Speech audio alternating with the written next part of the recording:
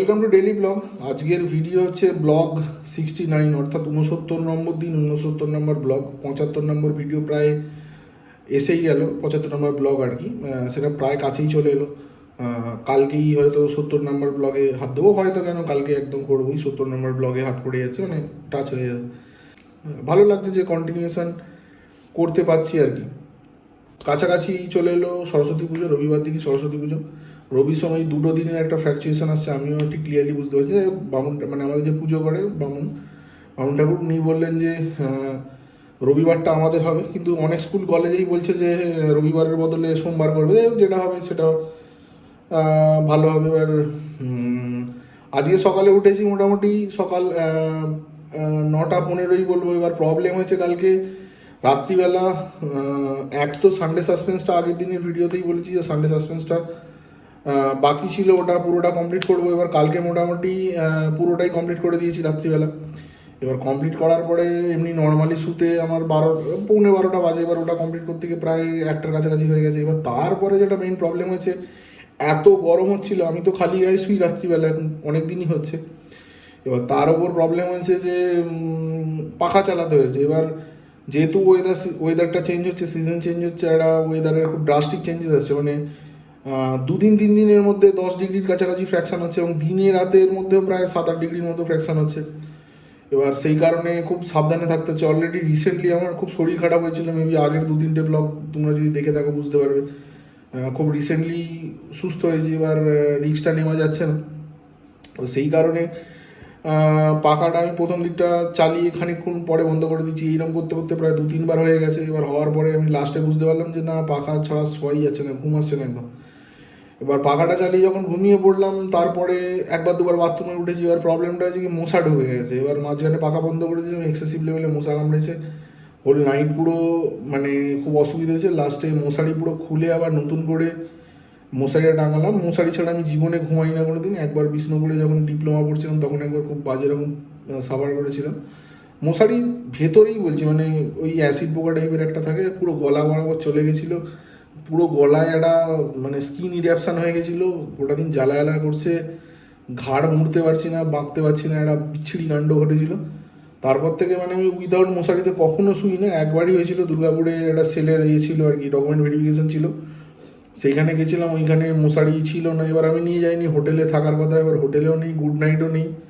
প্রচণ্ড প্রবলেম হয়েছিল, যে কারণে হোল নাইট ঘুমাতে পারিনি। সকালবেলা 7টা 7:30টার সময় ঘুমিয়েছিলাম, ওই 8টা 8:30টার মধ্যে ঘুমিয়েছি। 1-1.5 ঘন্টার মতো ঘুমাতে পারিনি প্রপারলি, বা সেই একটাই সাফারি। যাই হোক, ওই মশা ঢুকে যাওয়ার জন্য কালকে খুব প্রবলেম হচ্ছে। অ্যাট লাস্ট পাখা চালাতে হচ্ছে। ভোর 3টে 4টের পরেই বোধহয় বন্ধ করেছে। ওই করে ঘুমটা পুরো 12টা বেজে গেছে। আর তারপর সকালে উঠতে অনেকটা দেরি হয়েছে।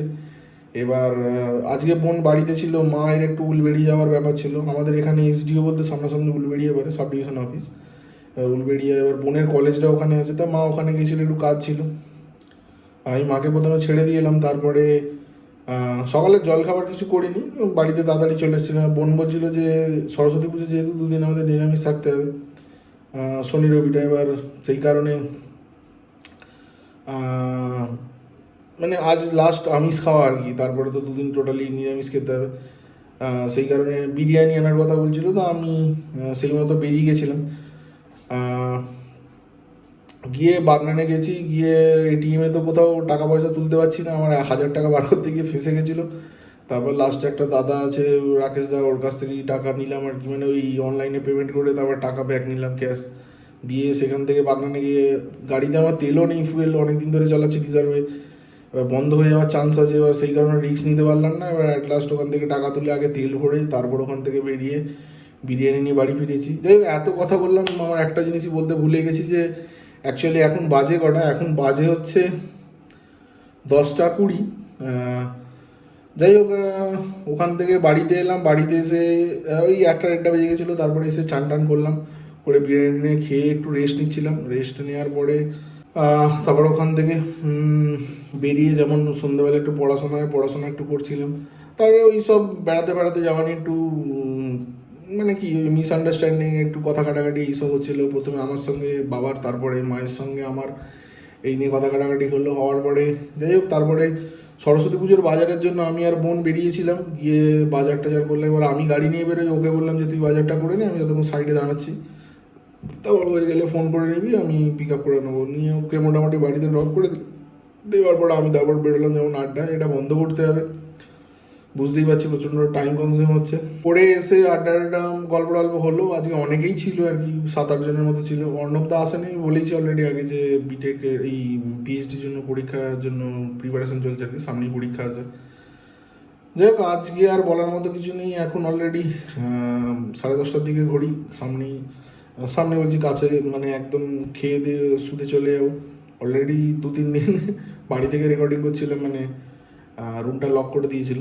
আর সেরকম বলার মতো কিছু নেই, গোটা দিনের পুরো টোটালটাই বলে দিয়েছি। খেতে যেতে হবে। আজকে ইচ্ছা আছে একটু টাইপিং করব যতক্ষণ না খাবার রেডি হয়।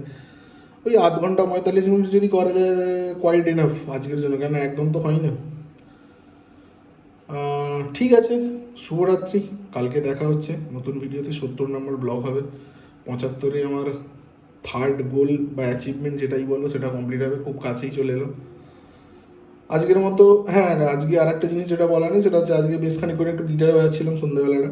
তারপর গিটার বাজিয়ে পড়তে বসলাম, বসে তারপর বেরিয়েছিলাম আর কি। ঠিক আছে, শুভরাত্রি, ধন্যবাদ। আজকের মতো ভিডিওটা এখানেই শেষ করলাম।